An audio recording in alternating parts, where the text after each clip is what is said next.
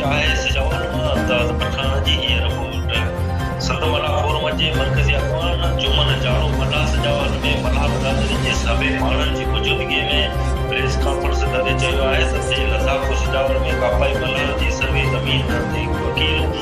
Ghulam Rasool Soho गैर क़ानूनी कब्ज़ो करे इत्तिफ़ाक़ रखियो आहे ऐं चयो त इहा ज़मीन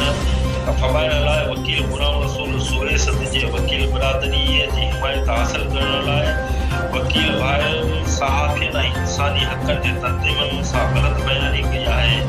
मलाह चयो त इन इत्तिफ़ाक़ सां पूरे सिंधी लाज़िम सैयद शफ़क़त हुसैन शाशीरानी जो मुतालबो न आहे ऐं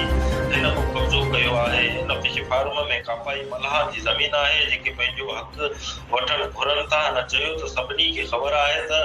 सोन घणो वक़्तु अॻु सैयद शफ़क़त हुसैन शाशीराज़ीअ जे भाउ सैयद अब्दुल सत्तार शाशीराज़ी ऐं सिकंदर शाह खे क़त्ल कयो हो ऐं सुहा अॼु ताईं शिराज़ियुनि सां दुश्मनी रखियो अचनि। जुमन जाड़े मलाह चयो त मलाहनि जी ज़मीन वापसि हासिल करण लाइ संत मलाह फोरम जे प्लेटफॉर्म तां असां भरपूर एहतिजाज जारी रखंदासीं। हिन चीफ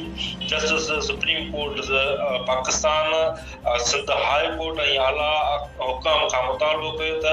क़ापائي मलाहनि सां इंसाफ़ कयो वञे। प्रेस कॉन्फ्रेंस वक़्तु संत मलाह फोरम जे अॻवान डॉक्टर नूर अहमद मलाह